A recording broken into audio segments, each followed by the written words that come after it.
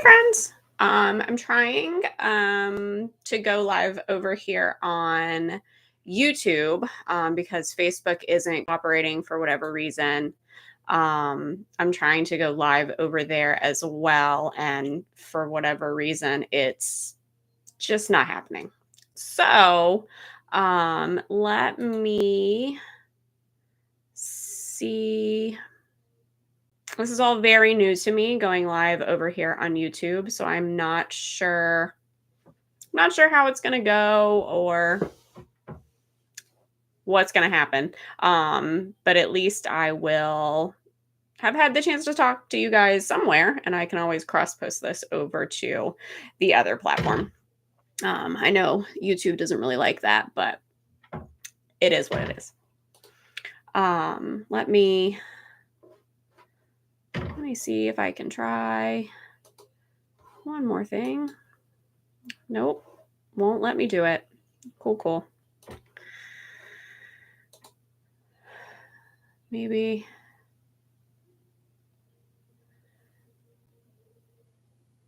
Okay, let me try it over here one more time. Thank you guys for bearing with me. I promise we will start to talk about some puppies in a minute.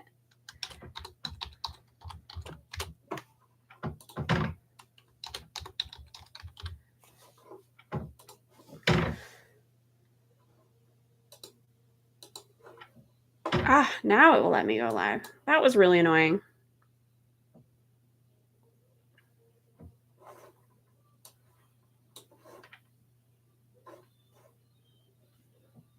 Okay, it's thinking about it. Oh, hey, I fixed it. Okay, so for whatever reason, Facebook wasn't cooperating, and now I've gotten it back to where we are. So great. Everything's been very glitchy today. I don't know. Is Mercury in retrograde, or is there something with, the position of the sun and the moon? I don't know. But for whatever reason, everything on the computer has been very glitchy today. Has anybody else experienced that? All right. Thank you guys for bearing with me while I had some technical difficulties. Thank you guys so much for being here with me. This is the first time that I'm also streaming over on YouTube. For those of you that don't know, I also have a YouTube channel, the Freckled Paw Dog Training, and that has a lot of more of the videos, more training videos, more stuff that I do with my own dogs, more kind of musings to myself, like vlog kind of things. So if you like to hear me talk, that's a great place over there to check out some content as well. So those are you guys that are finding me on YouTube, make sure that you stick around and click around and check out the other content that I have on the channel as well. There will be more. I have lots of great ideas for next year. So this is kind of a trial run for some of the really exciting projects that I have scheduled for or in mind for next year. Fabulous. So those of you guys that don't know me, that are seeing me for the first time, my name is Crystal. I own the Freckled Paw Dog Training in the Hampton Roads, Tidewater area of Virginia. I'm a certified behavior consultant, and I've been doing work with behavior modification and aggressive dogs for almost 10 years now. I've lived with an aggressive dog. I lived with a dog that should have been a behavior euthanasia. I currently have a Malinois and a cattle dog, which is a whole different ball game of aggression. Not so much forward aggression, but more herdy kind of stuff. But that's not what we're here to talk about tonight. Tonight we are here to talk about puppies. The time of the year where everybody wants to get a puppy for the holidays. They're going to be home for a little while. Bringing a puppy home for Christmas sounds like a great idea. And I'm sure that those of you that have brought a puppy home in the last few weeks for the holidays, or maybe reconsidering that being a great idea. So we're going to talk about everything puppy tonight. We're going to talk about putting them on a routine and what proper socialization looks like, and tips and tricks from things that I have learned so that you can prevent having to call me in for behavior modification when the puppy gets older. Because please let me put myself out of business. I would love that more than anything if I could put myself out of business. All right. So most of you probably either already have your puppy or are waiting to get your puppy. The new guidelines suggest that you should not bring your puppy home until they are 10 weeks old. Some puppies are okay to come home earlier than that. The state of Virginia says that puppies cannot leave their mother until they are 7 weeks old. So if you have a breeder that is trying to give you a puppy before it is 7 weeks old, that is actually illegal in the state of Virginia. So that puppy needs to stay with its litter mates and it needs to stay with its mom until it is at least a minimum of 7 weeks old. We do a lot of work with shelters, so it's really important that those puppies stay with their foster home and with their litter mates as long as possible. So that is where they are learning the first little bits of how to socialize correctly with other dogs. The litter mates are going to correct them if they bite too hard. They are going to learn all of those subtle behaviors that mean go away, that mean I want to play, that means, hey, that's too much. You need to tone it down a little bit.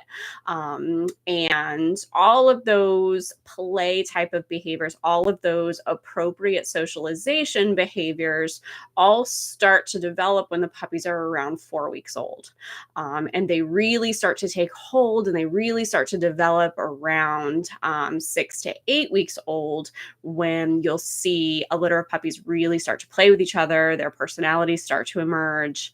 And so keeping your puppy with its litter mates and with its mother 90% of the time is going to be the most beneficial option for your puppy's appropriate development. Some breeders will want to keep the puppies a little bit longer. So a lot of breeders that I know try not to send their puppies home until they're 10 to 12 weeks old, just to give those puppies a little bit more time to socialize with their litter mates and develop those really nice habits. And that really nice communication back and forth. Great. All right. So now you have your puppy home. What questions do you have for me? Most of the time, the big question that I have is, how do I keep this tiny piranha from biting everything? And that is across the board, no matter what breed that you have, whether it's a tiny dog, a giant dog, or anything in between. Puppies are going to explore the world with their mouth. So make sure that you are giving them plenty of appropriate things to put in their mouth. And things of different texture. So if you have 27 stuffy toys for your puppy, they might be looking for something that's a little bit harder, a little bit more like a chew bone or a nylabone kind of thing to help with teething. And it just could be something that they prefer. So when you're going out shopping for your puppies, getting lots of things with different textures, a different hardness, get some soft toys, some nylabones or chews. I really like the Benebone. Get balls, get sticks, get long things, get short things. PetSmart has a bajillion things, so pick and choose the things that you think your puppy will like with a variety. So that way you have lots of options once you get home. The other thing I want you to keep in mind is, do not put all 27 toys out on the floor at one time. They get boring. If you have ever sent your kids up to the attic to get Christmas decorations and they happen upon an old box of toys that you put up there that you forgot about, and they spend hours playing and not getting your Christmas decorations down, it's the same thing. Because it's been out of sight, out of mind, it's suddenly novel and that excitement is back. So 3 or 4 toys, all of different textures, different things out on the floor at a time. And that way, when your puppy does become a bitey piranha and you're like, here, chew on this. And they're like, chewing on you. You can go to the closet and you can pull out a new toy out of the closet that they have not seen in a couple of weeks, for that novel, that new and that exciting, oh my gosh, where did this come from? Instead of having to buy all of PetSmart every 2 weeks. And then the thing that they got that you tried to give them that was then boring can go into the closet for 3 weeks from now. When you pull it back out, it becomes the favorite toy again. One of the things to keep in mind is that you should not be letting puppies chew on your hands. Puppies who are able to kind of mouth people's hands tend to target hands as they start to get older. And that is the last thing that you want, is an accidental, hey, your dog accidentally bit me because they were trying to play, but they got excited and hit somebody just right, or grabbed grandma with the thin skin, or accidentally hit the 3-year-old that was walking down the street with a tooth, and then the 3-year-old is screaming, the dog bit me. That is the last thing that you want. So be really, really conscious of keeping toys in your dog's mouth, especially if you have a mouthy breed, like herding dogs, or herding dogs like border collies, cattle dogs. If you have retrievers, golden retrievers, Labrador retrievers, poodles, any of those mixed breeds, they are bred to go get things and put them in their mouth. So teaching them to go get a toy, to go get something that is appropriate and hold that when they get excited, prevents them from wanting to hold you. All right, so puppy is home. We are playing with puppy. Nap times. So when puppy piranha is not redirecting to toys, they are just going for you nonstop. Odds are puppy needs a nap. And I think that is the one thing that people do not understand or do not realize, is that puppies should be sleeping upward of 12 hours of the day. And that number is probably closer to 16 hours for most dogs, most puppies. And if they are going through a growth spurt, you will notice that they are sleeping even more. Those growth spurts, especially with baby puppies, are going to happen often, and they're going to happen overnight, especially if you have a large breed dog, a dog that's going to be 50 plus pounds when it gets older. Right around the time they hit 12 weeks, 16 weeks, 20 weeks, you're going to get puppies that are almost doubling in size overnight. And it's pretty remarkable because you won't see it because you are seeing your puppy every day. But for me, that sees a lot of these puppies once a week, it's really fun for me to go in one week and see a tiny little baby puppy, and then go in the next week and see, their head has gotten broader, their chest has gotten broader, suddenly their collar is very tight. And those are all growth spurts. Those are all, puppies need to sleep in order to develop correctly. They need to sleep because their body is doing a really good job of making them bigger. So that's one of those things to keep in mind, that if your puppy is just being bananas, then you may just need to put them away for a nap. And that's totally fine. And that is where using something like a crate or a puppy pen comes in handy, because then you give the puppy the only option that they have is to take a nap when they need a nap. So it's just like a baby, you kind of go into a quiet space, you put them down in a quiet room, so they can take a nap so that they can have some quiet to get themselves to sleep, and have a nice nap, have a nice restful nap, that's not interrupted by people walking around or coming in the kitchen or any of those things. Let's see. Um, Puppies. Let's talk a little bit about puppy socialization. Seeing if I have a message here. Do not. Puppy socialization. So we teach puppy classes. Our puppy pre-K starts as soon as you get the puppy home. So we want to see them as soon as they've had 2 December vaccines. And then we keep up with appropriate vaccines as they get older, as they go through puppy class, depending on what the veterinarian says is appropriate for the puppy that you have. Typically your vaccine schedule is every 3 weeks. But the vaccines that your puppy will get will depend on what your veterinarian says is appropriate for your dog based on their size, how many vaccines you feel comfortable giving them. Some breeders will do what's called a nomograph, and that will tell them what immunities from these diseases that they're getting from their mother. And that will dictate the puppy's vaccine schedule once they go home. And that's a test that the breeders will do on the mother dogs, so that they know what immunity they're being passed on to the puppies.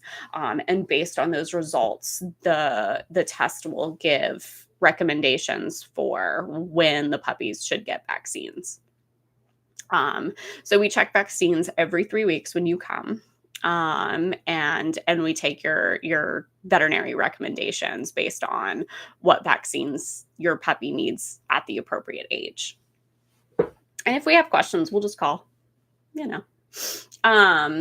the current AVMA standards, so the American Veterinary Medical Association, has said that studies say a well-run puppy class is better and safer for your puppy than waiting until their vaccines are finished. Many of the dogs that I work with in a behavior capacity were either shelter dogs that just did not get the socialization that they needed at a young age, or they're puppies that just went to a couple of puppy kindergarten classes but did not continue through their training programs as they began to get older. So your puppies have sort of this window where they're learning what is normal in life. They're learning that weird things are fine. So you'll see a lot of the ethical breeders will do a lot of early socialization where they expose the puppies to lots of different weird things. They will expose them to different textures and different heights, things that move, things that make noise. They will expose them to safe new places, safe new dogs. So that way the puppies understand that the world is strange and strange is nothing to be afraid of. And that window of everything is weird and everything is fine tends to close somewhere around 12 to 16 weeks, depending on the puppy. And that has been studied extensively. And so when you get your puppy, bringing them home into your new house and introducing them to your other animals in the house is fantastic. But it's really important to continue to expose your puppy to novel things in that window and beyond, so that your puppy understands as they become an adult that life changes and change is not anything that we need to stress out about. The dogs that I work with that do well in their behavior modification programs are the dogs that are resilient. It's the dogs who can see something strange or see something scary and recover from it quickly. Um, the dogs that I find that have a really hard time recovering from things or not really emotionally resilient have a hard time with just simple life changes. And so our puppy class is tailored to creating a puppy that is going to be able to confidently handle any changes that happen in your life. Um, if you think about it, you're going to have this dog for the next 15 years, hopefully. Um, think about what your life is going to look like in 15 years. My life, like I'm 40. So in 15 years, I'm going to be 55. I hope my life looks a lot different at 55 than it does right now, honestly.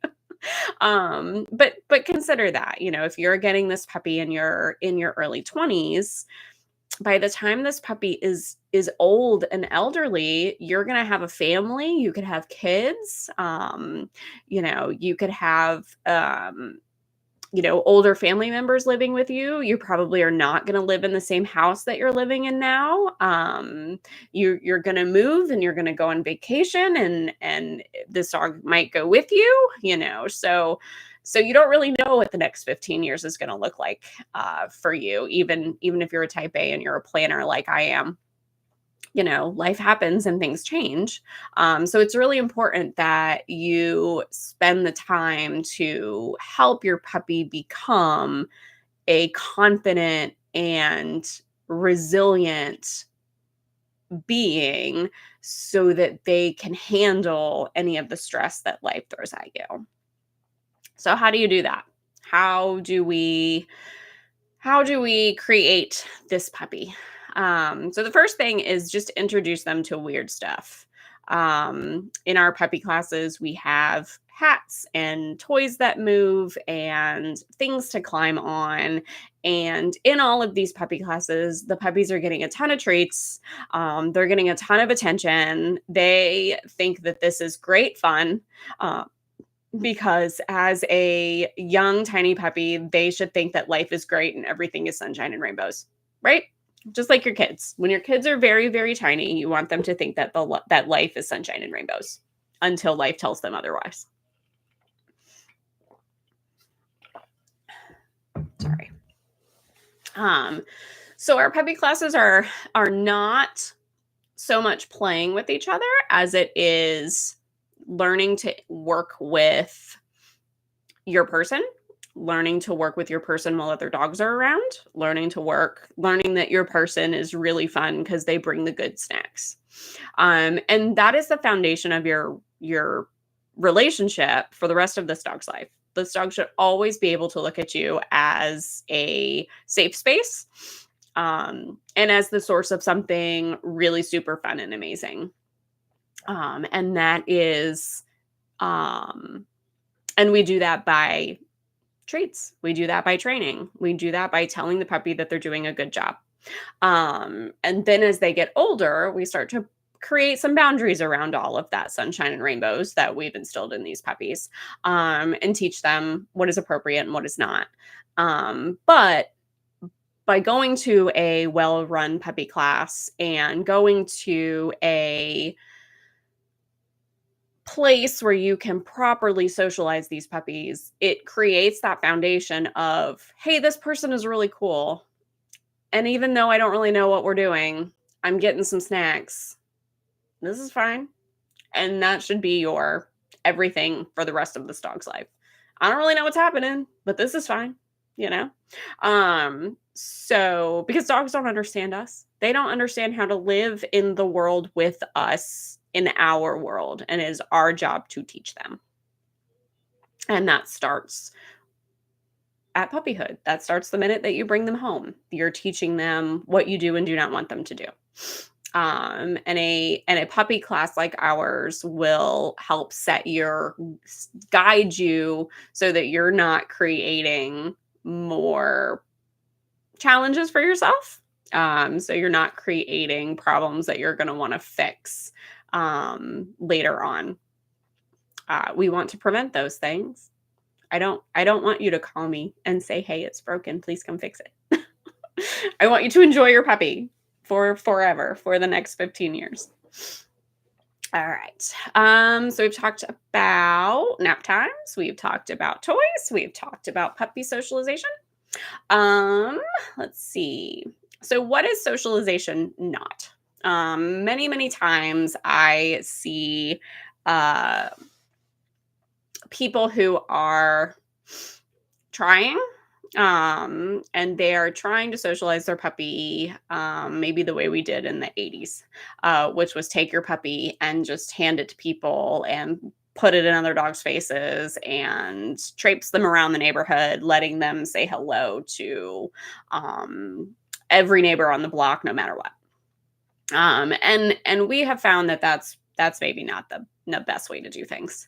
In a lot of puppy classes, when I was a very young trainer, we would play a game called Pass the Puppy, where everyone would take their puppy and they would hand it to the next person, regardless of what the puppy actually said was okay. And we had a lot of scared puppies, we created a lot of puppies, a lot of dogs that were afraid of people because they were being forced into situations that they did not care for. And so that is one of the big things, that your puppy should be simply observing people. Because as an adult, um, you really do not want to have to stop your walk so that your puppy can run up to every single person they see. And it's December and it got cold, so there are no people out. But in March and April, when the weather changes again, all of the people are going to be out. And walking down the street, having your puppy pull, and bark to go say hello to every single person down the street is going to be very time consuming, and it's not creating that relationship that you want to have with your dog, right? You just want to walk down the street. You want to have a nice sniff. We want to get some exercise in and then want to go home. Your puppy can be friendly to all of the people and still only meet like 5 of them.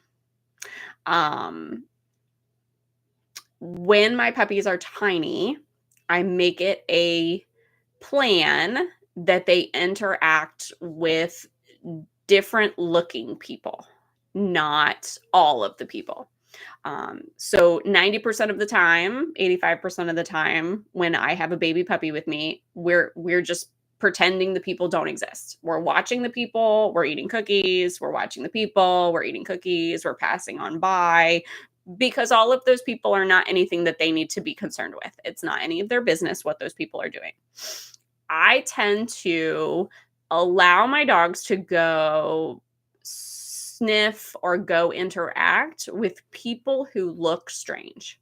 Um, so, for example, I was in the park and there was a person walking with a bright orange jumpsuit, and they were exercising. So they were walking around the path with a bright orange jumpsuit, and it was the swooshy kind, like the nylon ones. So my dogs were very concerned. My puppy was very concerned that this thing made noise and it looked very strange. And this person was like, "Oh, that puppy is very cute." And I was like, "Thank you so much. May they come sniff you. Do you mind giving them some cookies?" Because my puppy said that thing was weird and I wanted her to work through it. We could have done the same thing by just sitting there and watching them walk by, had that person not wanted to interact with her. Um, Another example I have is we were walking in out at First Landing State Park, like down near the Narrows where the beach is and the boat landing. And somebody walked by with a hiking pack on, like the big camping packs that like for overnights and stuff. And it wasn't full, it was just the shell of it, but they were obviously like breaking it in to go for a long hike. But it had the big like thing over it. And they were carrying walking sticks. And my puppy was very, very concerned about this. Because when we were at the park, typically we just see walkers with maybe a backpack on, but not the full like camping thing. Because you can't really camp in that park. Um, so I took it upon myself to be like, "Hey, do you mind if she sniffs you and your sticks? Because she's never seen this before, and I just want to be able to give her a couple of cookies." And the guy was great, and he was like, "Yep, no problem." So I let her sniff for just a few minutes, and then I called her back when she started to relax, gave her a bunch of cookies, said thank you, and we went on our way. Those are 2 people that she interacted with out of all of the people that she saw up to the point where she was 6 months old. Um, she we did puppy classes, and we went to events, and we went to Home Depot and Lowe's and all of the places to see all of the things. And she maybe interacted with 3 people the whole time. And so what that did was that put people in the bucket of I don't care. So people can be walking around, they can be talking, they can be doing things, and she's like, I don't care. Those people don't mean anything to me. I do not get any reinforcement from them. I do not have to worry about them. Um, and she's perfectly social. She is I do not have any worries about her being biting anyone, other than the fact that she's a Malinois. Um, but she is perfectly social, and she did not say hi to all of the people. And that also helped me prevent a lot of the barky, lungy behaviors that I work with every day, because she is not thinking that all of the people on the street are there for to give her attention or to give her treats, or that is what she is supposed to do, is to approach all of the people. I made sure to instill that in her very early, that I am the one that's giving you the attention. I am the one that is giving you the treats. And I will let you investigate things if you're having a hard time. But for the most part, we need to ignore all of these things and all of these people.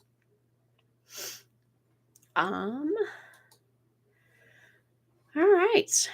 What else do you guys have for me?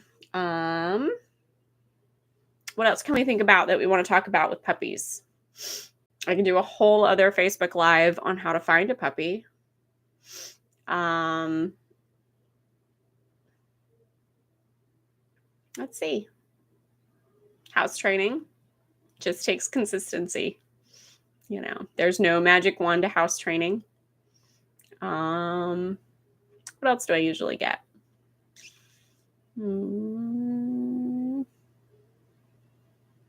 Climbing on things. Your puppies should definitely experience different textures under their feet. I like to go to the playgrounds when there are no kids. Some parents get very paranoid about puppies being around small children, and I don't really understand why. But I'm respectful. If there's kids around, I tend not to use the playground as a jungle gym for the dog. But if there's no kids around, if there's nobody there, I want my puppies to climb on things and figure out where their feet are and get comfortable being on things and under things, going around things. Again, these are all ways that we just create confident and resilient puppies, or resilient adults, as they get older. All right, guys. This was fun. This is all I have for you. Like I said, follow me over on YouTube as well. Pop over there. There's some great videos. And then I will see you guys in 2 weeks with our last Facebook Live for the year. We're going to be talking about whatever you guys want to talk about. So pop over there, find the event, and add your comments there. I will answer any questions that we have in the comments there on that Facebook Live. And if I don't have any comments or I don't have any questions, I will just ramble on for half an hour. I can talk about dogs forever. All right, guys. Have a great night, and I will see you guys soon.